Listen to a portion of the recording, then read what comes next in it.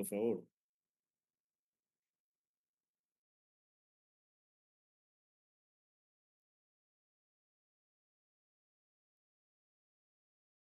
Buenos días. Bueno, ya, aquí está con nosotros el conferencista. Gracias, profesor, por incorporarse. Vamos entonces a retomar el ritmo. Tenemos a continuación una conferencia magistral a cargo del doctor Ángel Rodríguez Torres, académico de nuestro país, de la Universidad Central del Ecuador, que es licenciado en Ciencias de la Educación. Hizo también una maestría en Investigación Educativa y Docencia Universitaria y un doctorado en Docencia y Gestión Universitaria por la Universidad del País Vasco en España. Ha realizado también postdoctorado en la Universidad Andina Simón Bolívar del Ecuador y ha ocupado diversas responsabilidades como director de posgrado y coordinador de la Unidad de Proyectos Avanzados de la Universidad Central. Actualmente él es coordinador de la Red Internacional de Investigación Educatec 21 y dirige el grupo de investigación DICEAT de esta misma universidad. Le damos la bienvenida, doctor, y le recordamos que tiene aproximadamente unos 35 minutos para que, de ser posible, se puedan hacer preguntas sobre su tema. Adelante. Gracias. Bueno, en primer lugar, días con todos. El tema que vamos a trabajar hoy día, si es verdad, es muy común, pero me parece que es importante resaltar que hoy en día la investigación sí es parte fundamental de todo proceso. Vamos a ir viendo que, no sé si ahí se observa. Sí, correcto. Listo. Entonces, el tema que vamos a tratar son competencias de investigativas en la formación de posgrado, ¿sí? Bueno, la práctica de investigación es una práctica cotidiana que nosotros la realizamos desde que iniciamos nuestra vida. Investigamos desde pequeños, la curiosidad, investigamos en la escuela, investigamos en el colegio, investigamos en toda nuestra vida cotidiana. Investigamos cuando nosotros seguimos una licenciatura, un grado, una maestría y el doctorado. Pero uno de los elementos que se está viendo es que no necesariamente la formación que uno ha recibido le permite desarrollar cierto tipo de competencias que le permita desempeñarse de manera efectiva en esta docencia. Y es verdad que las competencias investigativas pasan a ser un eje transversal en la formación de posgrado a nivel de maestría y doctorado, ya que en teoría permite desarrollar un tipo de habilidades críticas que contribuyen a la generación de conocimiento en las diversas disciplinas. Pero, ¿qué está pasando aquí? No necesariamente estas se están desarrollando, sino por lo contrario, hay estudios que a nivel de doctorado sí se están enfrentando a ciertas dificultades. Y dificultades desde el punto de la motivación, la percepción de su capacidad, si puede o no puede investigar, y la disposición hacia la investigación. Eso que está conllevando, compañeros y compañeras, que, reitero, en la teoría se presume que una persona que cumple o que está en proceso de formación del doctorado va a ir desarrollando estas situaciones. Pero hay situaciones que también la gente como que decae. Yo he realizado un estudio en el que comparativo entre estudiantes de maestría y doctorado que participaron en 1954 a partir de un cuestionario sobre la escala de actitud, ¿sí?, hacia la investigación científica. ¿Cuáles son ciertos datos descriptivos? El 60% mujeres, de 40 hombres. El rango de edad. Y yo quiero aquí caracterizar algunos elementos fundamentales. Hay una teoría de Huberman que dice que una persona aprende, ¿sí?, a enseñar, en este caso aprende a investigar, en los 5 a 7 años primero. ¿Esto qué determina? Que una persona, tanto como docente como investigador, es noble, Y está en un proceso de aprendizaje, está en un proceso donde él comienza o él requiere apoyo, ¿sí? Pero también tenemos a los de 51 años o más, donde ya de una otra forma, ellos están ya en un proceso en muchos de los casos, esperando su jubilación o que han cumplido su etapa o su ciclo profesional. Pero aquí tenemos, en esta parte de 36 a 50, son donde ya los docentes, investigadores ya tienen cierto grado de estabilidad, donde ya ellos ya determinan el quehacer profesional. ¿Y por qué me parece que es importante este dato? Porque estamos viendo que el 40%, el 41% de 20 a 35 años está en proceso de profesión versus el, versus el 11%, el 11 o 12%, el que ya están por terminar su vida profesional. Entonces, ¿qué necesitamos ahí? Ir viendo algunas estrategias que nos permita consolidar a la gente que se está incorporando al sector educativo universitario, pero también generar algunas propuestas donde él pueda, sí, él pueda tener algunos elementos teóricos y metodológicos para investigar. Una de las preguntas que también se planteaba era que, ¿quiénes publican artículos? Si es verdad, la publicación de artículos se concreta a través de una investigación, a partir de proceso investigativo, pero vemos que en este caso, solo el 22% ha publicado. Eso determina que el 77%, ¿sí?, no ha publicado. Y esto se debe a múltiples factores. Es verdad que en muchos de los casos la formación, en muchos de los casos no tienen la experticia que se va a ir generando en el proceso formativo, que también no tienen el espacio o que no tienen el apoyo suficiente para poder ir realizar estos procesos. También se determinó algunas fortalezas en relación a esto, donde para las personas que participaron en el estudio, ellos consideran que la investigación es la mejor forma para generar conocimiento. Es importante utilizar una diversidad de recursos bibliográficos en la investigación científica y consideran que la investigación es la mejor forma de aprender y que se deberían implementar más cursos o seminarios de investigación en el plan de estudio. ¿Sí? Eso es lo que valoro. Pero también existen algunas deficiencias o debilidades que es en relación a la formación recibida en investigación. No necesariamente todas las personas que estudian una maestría o un doctorado tienen una formación. También manifiestan que eh, no participan en congresos, en debates o foros sobre diferentes temas científicos actuales y valoran mal la investigación que proviene de afuera del país. Como también los docentes investigadores tienen poca disposición para ayudar a quienes recién se inician en esta actividad. Y aquí existe algo muy importante.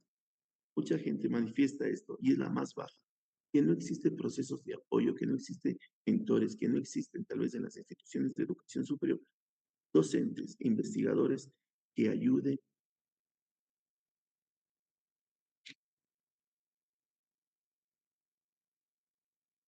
Algunos elementos que creo que son importantes es cómo fortalecer la formación e investigación mediante talleres prácticos, mentorías personalizadas, la revisión del currículo.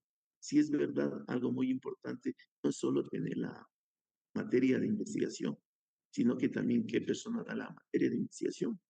Hay casos que no necesariamente la persona que da investigación, sí. Hay casos que, por ejemplo, en algunas partes instituciones le dan la asignatura para completar la carga horaria. Entonces, es importante que se considere esto. Promover la participación en congresos y foros científicos, que creo que es un espacio del estudiante da a conocer lo que él ha investigado, donde también es un espacio para poder aprender de otros y también vincularse con otros espacios. Es equilibrar la valoración de la investigación, tanto nacional como nacional. Yo creo que algo muy importante es también vincularse con otros grupos de investigación, otras redes de investigación, con otros docentes. En el caso de Ecuador, mucha gente estudió, pero ya hay muchos en el caso de educación, recién parece que hay 4 programas doctorales y mucha gente tuvimos que estudiar en otras partes. Entonces, yo creo que ese vínculo es muy importante para poder incrementar el apoyo a los docentes e investigadores, ¿sí? Como dice, a través de programas de mentoría, capacitaciones muy puntuales, donde también forme al investigador novel para que él pueda desempeñarse de manera efectiva, vaya aprendiendo. Entonces, se realizó para ver en qué medida existe una diferencia entre hombres y mujeres. Y si nosotros vemos aquí, hay aspectos que existen diferencias significativas y en otros no. En algunos casos habrá, vemos aquí, que la participación, la promoción del método científico y el deseo de resolver problemas a través de las investigaciones es estadísticamente significativo, mientras la percepción de capacidad para investigar o la enseñanza práctica de la investigación no representa ninguna diferencia significativa, sino por lo contrario, de acuerdo a su percepción uniforme entre ellos. Entonces, hay situaciones que no necesariamente por ser hombre o mujer, sino por lo contrario, que aquí hay aspectos que existe una diferencia. También se consideró algunas áreas de conocimiento sobre que los estudiantes de educación y optometría en particular manifiestan mayor insatisfacción en la formación recibida. Sí, el estudio también se consideró por áreas de conocimiento las personas que estaban en educación, optometría y administración, pero ellos manifiestan que tanto educación y optometría, ellos no están satisfechos con su proceso de formación. Eso involucraría que en estas áreas se debe fortalecer lo que es la parte curricular. A partir de esto, me parece que es importante ir resaltando algunos elementos. Muchos aspectos de la investigación no podemos trabajar de manera individual. Y creo que ahí está parte del trabajo de las competencias investigativas, que es el trabajo colaborativo. Y este trabajo colaborativo es trabajar juntos. Es como, por ejemplo, yo puedo interactuar, trabajar de manera con otras personas, ¿sí? Con la finalidad de que de una u otra forma podamos aprender. Eso me parece que es importante, porque esta interacción o esta colaboración científica que podríamos hacer es, primero, no es una actividad reciente, es una actividad que ya se hace muy. Y también se va concretando en lo que es aplicaciones, en lo que es elaboración de participación en proyectos, entre otros. ¿Por qué es importante trabajar de esta manera? Uno de los elementos que es fundamental es aquí el aprendizaje continuo. Yo creo que nosotros debemos ser aprendices permanentes y el trabajar de manera colaborativa permite aprender, ¿sí? Ya que se puede compartir experiencias, enfoques, se puede compartir muchos elementos teóricos y metodológicos para poder. Otro elemento es la internacionalización. Trasciende nuestras fronteras.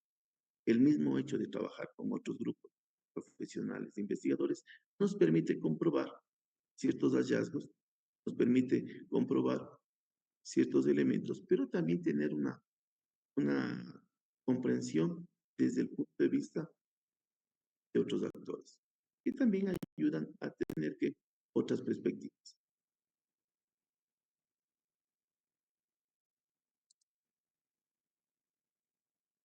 Otro de los elementos es la especialización. Hoy en día se ha incrementado, que es conocido como hiperespecialización.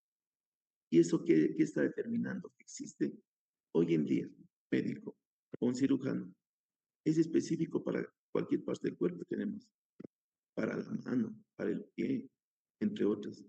Entonces, hoy día se requiere mayor cantidad de expertos. Pero también nosotros debemos tener la situación que para cada elemento podemos, o sea, si es verdad que existe una hiperespecialización, también el trabajar de manera colaborativa permite irle indicando a esta persona o a este profesional y que nos permita tener una mejor visión de nuestro objeto de estudio. La investigación multidisciplinaria involucra también abordar problemas complejos, ¿sí? Que no son vistos desde una sola mirada, sino por lo contrario, son problemas que de una u otra forma necesitamos tener la visión de varias disciplinas. Y eso nos ayuda a comprender. En muchos de los casos también ayuda a compartir gastos y recursos. Vean, hay casos que no todas las universidades ecuatorianas tienen acceso a Scopus o Web of Science, pero ustedes si trabajan con gente extranjera de otros países, pues tienen acceso a muchos elementos que nosotros estamos restringidos. ¿Sí? Eso es muy importante que nosotros vayamos tomando. Las cosas han cambiado. ¿Y por qué han cambiado? Porque ya a partir de la pandemia se han ido generando muchos cambios dinámicos desde el vista tecnológico. Y también hoy día es que ha cambiado la forma tanto de comunicarse. Antes lo más común era comunicarse a través de una carta, hoy día es medios electrónicos.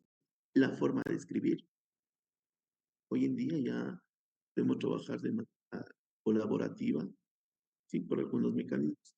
La difusión, antiguamente, si usted no tenía la revista impresa, no podía acceder a la información. Hoy día existe lo que es información abierta. La actitud, la actitud hoy día, en muchos de los casos, no solo es que una persona concentre el conocimiento, sino por lo contrario, también hoy día existe lo que es el Open Access, ¿sí? En la cual uno puede acceder a información actualizada, validada, con la finalidad de que pueda aportar para realizar ciertos procesos investigativos. Y en muchos de los casos hoy día se trabaja todo en la nube. Cuando uno dice, hay que correo institucional, o personal, uno y puede resguardarle. Antes, en muchos de los casos, o tenía su flash, sí, hoy día podemos guardar. La escritura colaborativa también es importante, donde de una u otra forma nosotros podemos trabajar, reitero, de esta manera con la finalidad de optimizar tiempo y recursos, porque el trabajar con personas que están en otro momento, están en otra situación, es muy difícil de manera personal, pero podemos trabajar bajo este. ¿Cuáles son ciertas dificultades que nosotros tenemos? Uno, cada uno de los investigadores trabaja de manera diferente.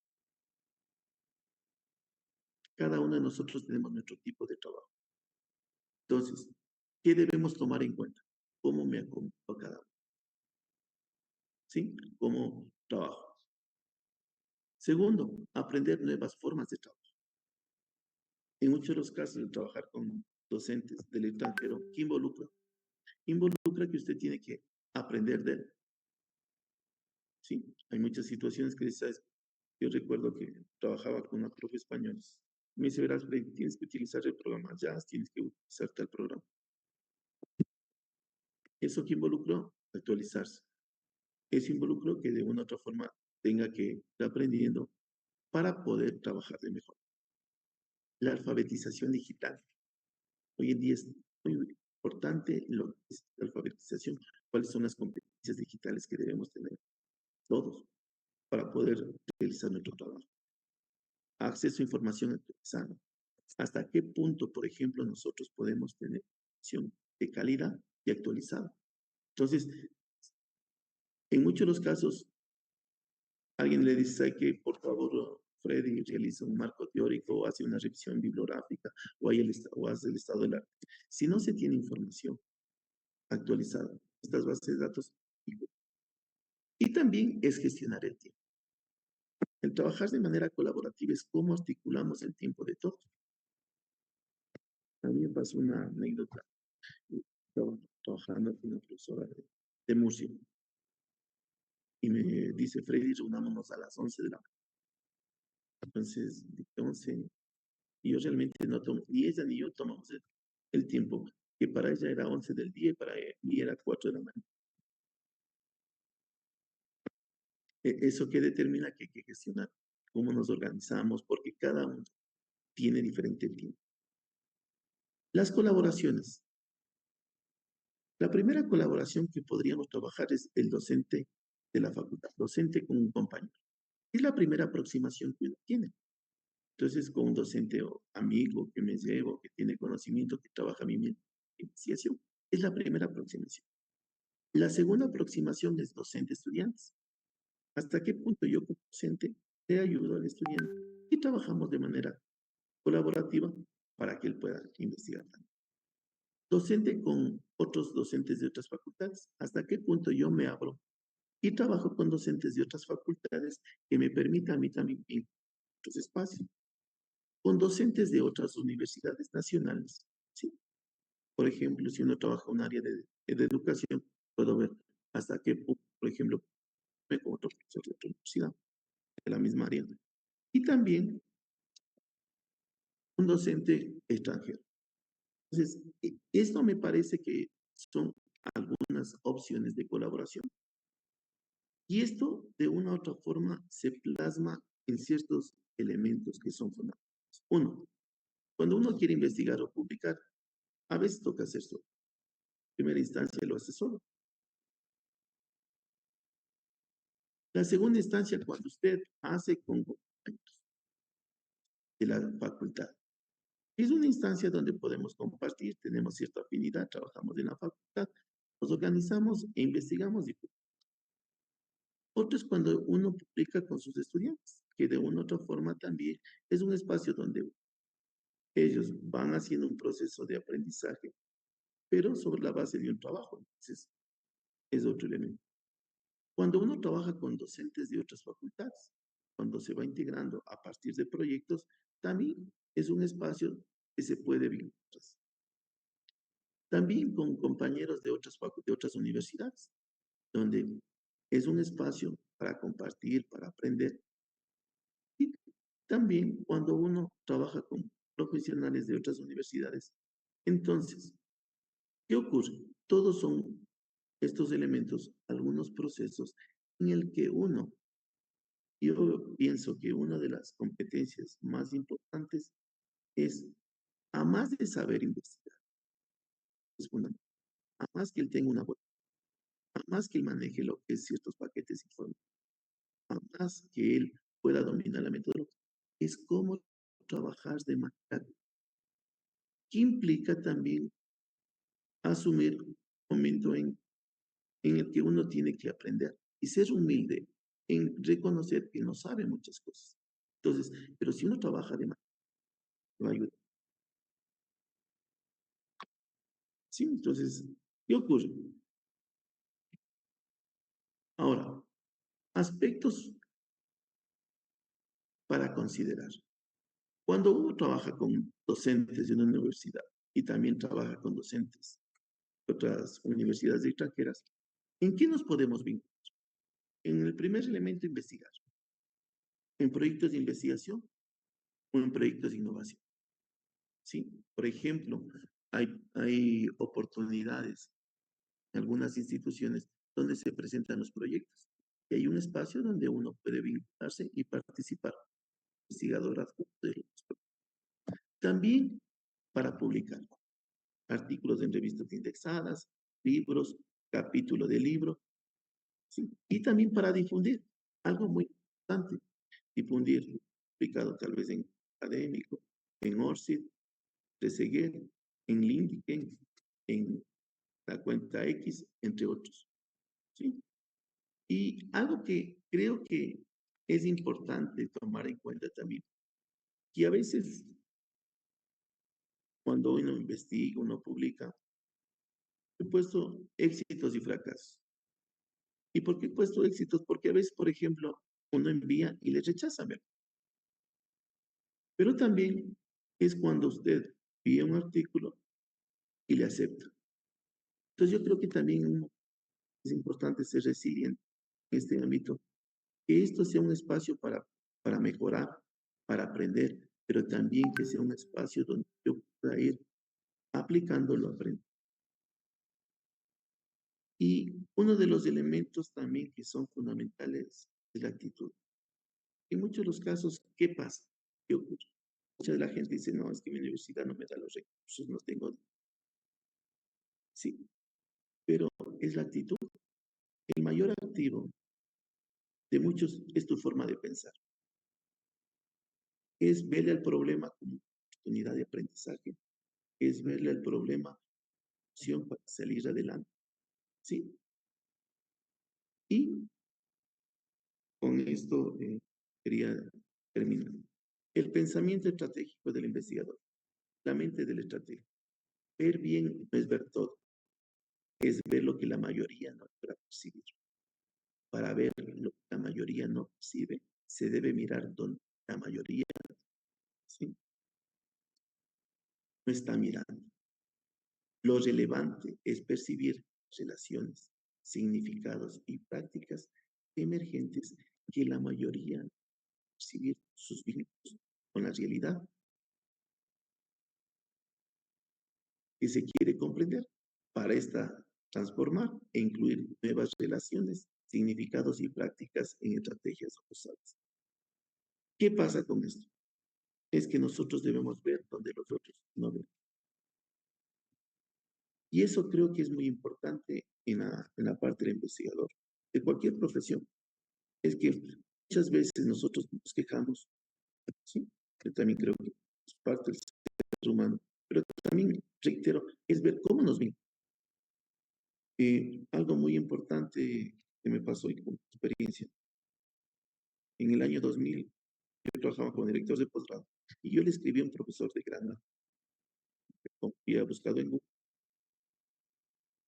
Le mandé un mensaje por correo y yo dije, si me responde bien, si no. A los 3 días me responde, me dice, doctor Rodríguez, aquí quisiera conversar con usted. Y a partir de eso hemos generado proyectos, hemos participado en artículos, pero es a partir de eso. Entonces yo creo que también es importante es ver donde los otros no ven. Yo creo que eso nos va a ayudar a mejorar, en este caso investigar y también tener otras opciones. Y algo muy importante que creo que es necesario también explicar. Mucha gente dice yo investigo todo eso.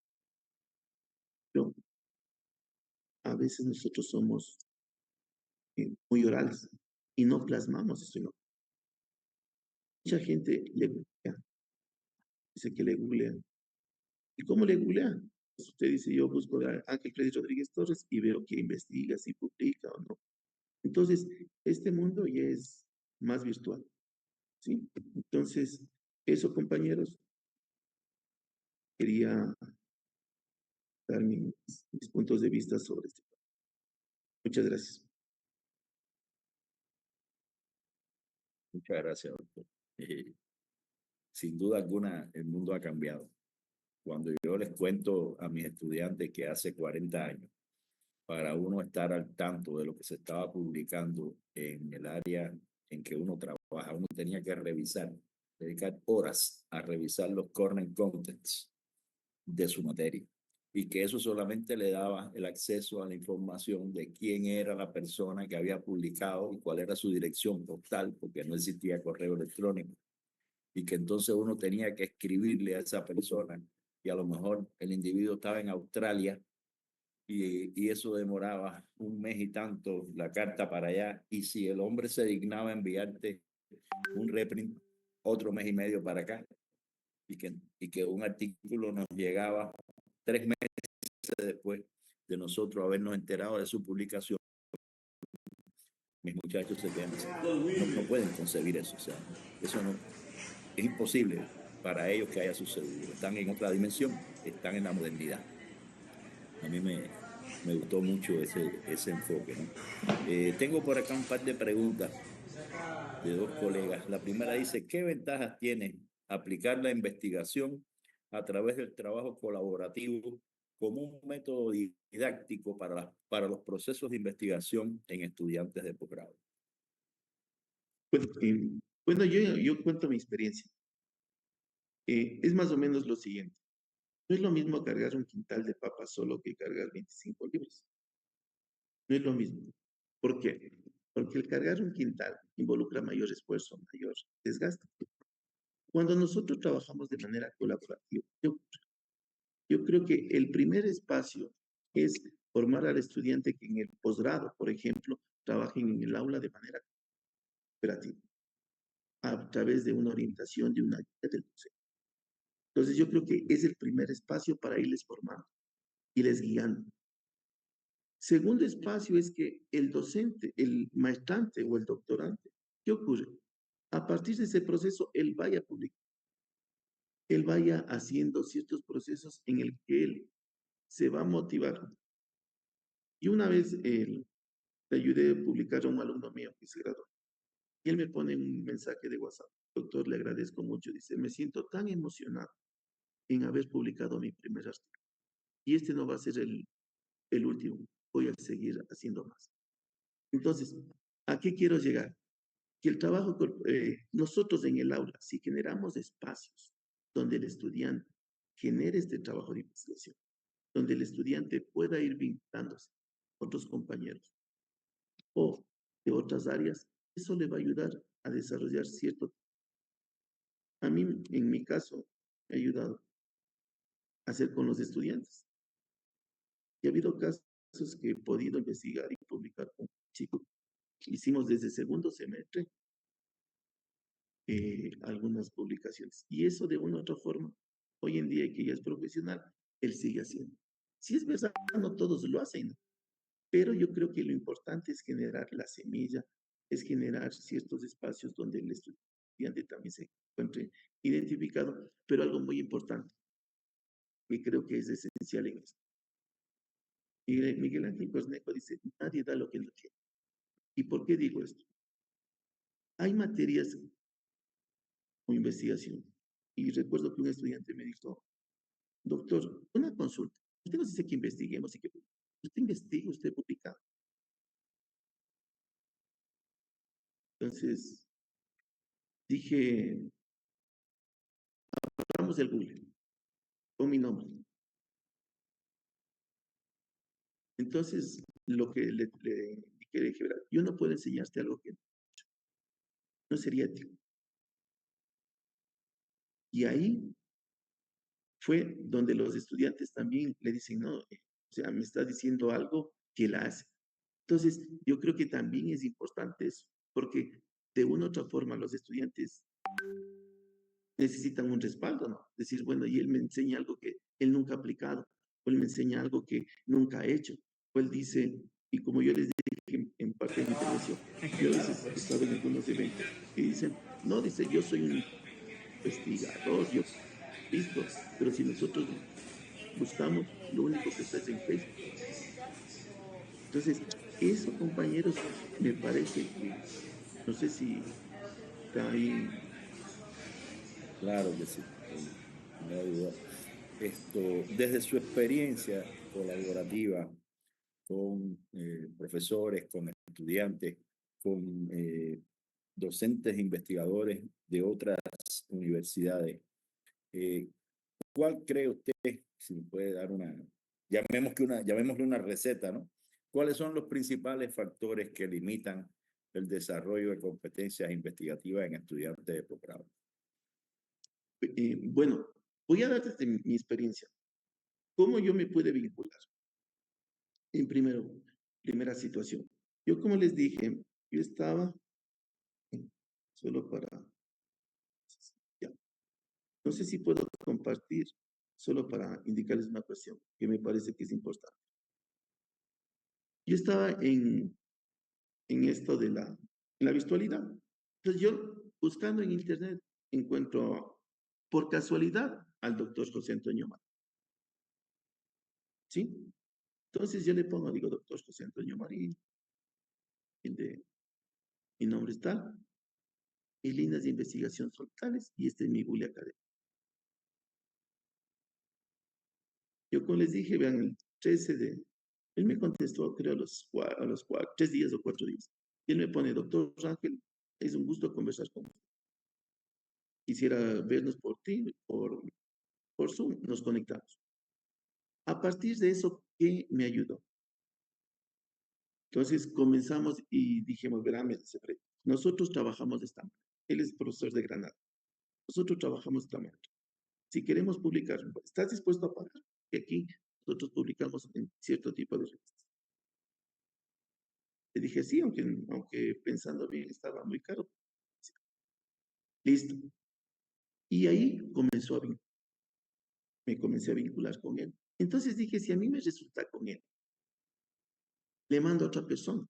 Entonces me contacté con otra persona y también. Y así, entonces yo trabajo con una persona de Granada, del País Vasco, La Laguna, entre otras universidades. Entonces, ¿cuál es la primera situación que nosotros debemos tomar en cuenta? ¿O qué toma en cuenta la gente externa para vincularse con algo muy fundamental? Es lo que usted investiga y publica y sus citaciones, lo que le cita. Al año. Bueno, Entonces, ¿qué quiero decir? Nosotros, para podernos vincular, el primer elemento es investigar, publicar y que les cite. Primer elemento que ellos ven. Tal vez nosotros digamos, no es importante, no. Ellos ven eso. ¿Por qué? Porque ellos dicen, ¿sabe qué? Yo no me puedo vincular con una persona que ni investiga ni publica. Ese es el criterio de ellos. Y buscándole, y ya después de que todavía nos llevamos con José Antonio, le digo, una consulta, ¿y cómo así accediste a...? Dice, verás, Freddy, yo te googleé, dice, porque yo he tenido experiencia de que gente que nos quiere comunicar y no tiene nada. Entonces, primer elemento que yo pienso que a mí, caso me ha dado resultado, es investigar, publicar. Segundo, es generar un lazo de colaboración. ¿Hasta qué punto? Porque ellos también, la gente quiere saber qué gano yo y qué gana él. Entonces, por ejemplo, en algunos casos hemos participado en proyectos. Entonces, yo como he dado algunos proyectos de la universidad, él ha ido como investigador adjunto en algunos proyectos. ¿Qué nos ha garantizado a nosotros? Mayor puntaje para presentar, pero también que publiquemos en revistas, porque ellos tienen más contacto con nosotros. Y así hemos ido generando procesos en el que los chicos, yo trabajo en una facultad de física en la central, los chicos, a partir de esta colaboración, ellos nos han ayudado a generar cursos. Ellos nos han ayudado a que los chicos se beneficien de que de algunos eventos académicos en la cual los docentes extranjeros vinieron, vean, y con esta laminita nomás. Por ejemplo, está aquí, el Congreso, solo aquí. A partir de los vínculos que se ha ido generando, pude organizar algunos eventos en los cuales se beneficiaban mis estudiantes. Entonces, aquí está justo el que les comunicaba, que es José Antonio, aquí está, que vino a la universidad, dio clases, vino como una pasantía.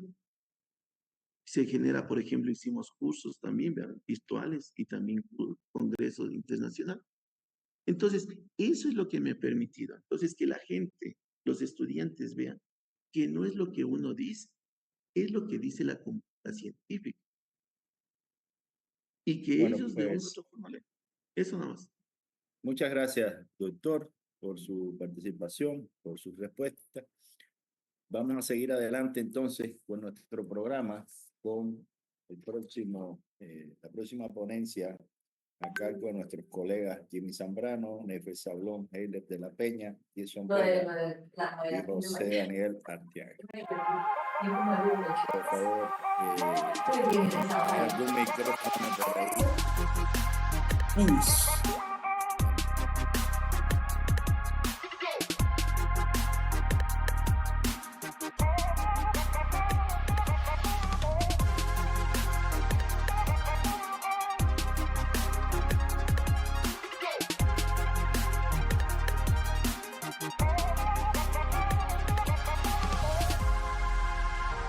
70 años de historia y de apoyo